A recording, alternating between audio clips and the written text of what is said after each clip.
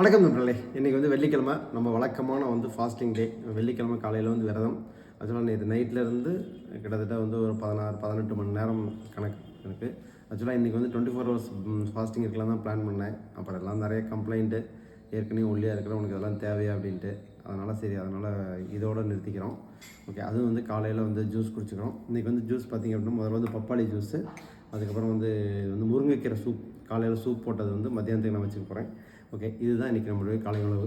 Okay, நேற்று என்ன அப்படின்னா கொள்ளு சட்னி பண்ணியிருந்தோம். நிறைய பேர் ரெசிபி கேட்டிருந்தீங்க. ஆக்சுவலாக செஞ்சு ரெசிபி காமிக்கலாம் தான் பிளானு. ஆனால் திருப்பி எப்போ கொள்ளு சட்னி ஆட்டுவோன்னு தெரியாதுங்கிறனால இப்போ உங்களுக்கு சொல்லிடுறோம். ஆக்சுவலாக கொள்ளை முளைக்கட்ட வச்சுட்டோம். நாங்கள் 2 நாள் முன்னாடி ஊற வச்சு தண்ணியை வடித்து அப்படி ஒரு துணியில் கட்டி வச்சிட்டிங்க, இல்லைன்னா ஒரு பாத்திரத்தில் போட்டு வச்சிட்டிங்கனாவே அது நல்லா முளை கட்டிடும். நல்லா முளை போட்டதுக்கப்புறம் அதை நாங்கள் குக்கரில் வேக வச்சோம். நீங்கள் குண்டால் கூட வேக வைக்கலாம், அது ஒன்றும் பிரச்சனை இல்லை. கொஞ்சமாக உப்பு போட்டுக்கேன். அதோட கொஞ்சம் விளக்கெண்ணெய் கண்டிப்பாக சேர்த்துக்கணும். வர கொத்தமல்லி கொஞ்சம் போட்டுக்கங்க. அது மட்டும் தான் நாங்கள் போட்டோம். விளக்கெண்ணையும் வர கொத்தமல்லி ப்ளஸ் கொள்ளு போட்டோம்.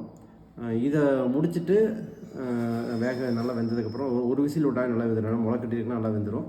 அதை எடுத்து மிக்சியில் போட்டு ஆட்டிட்டு, மிக்சியில் போட்டு ஆட்டுறப்ப அதோடு என்ன போட்டோன்னா கொஞ்சோண்டு சின்ன வெங்காயம், ஒரு 2 பச்சை மிளகா, காரம் தேவைப்படுறவங்க பச்சை மிளகா போட்டுங்க. இல்லாட்டி காரமே வேண்டாம் அப்படின்னா பச்சை மிளகா தேவையில்லை. ப்ளஸ் அதோடு கொஞ்சம் பூண்டு, பச்சை பூண்டே போட்டுக்கலாம். நீங்கள் போட்டு வெங்காயமும் பூண்டும் கொஞ்சம் ஒரு பாதியாக மசிகிற அளவு போட்டிங்கன்னா போதும். ஃபுல்லாக மசிய வேண்டாம். இது சும்மா ஒரு 2 ரவுண்டு சுற்ற விட்டாவே உங்களுக்கு இதாகிடும். ஸோ இந்த மாதிரி பண்ணினீங்கன்னா ஈஸியாக இருக்கும். ஒரு தடவை முயற்சி பண்ணி பாருங்கள். முயற்சி பண்ணி பார்த்துட்டு யாராவது வீடியோ எடுத்திங்கன்னா வீடியோ போடுங்க. ஓகே.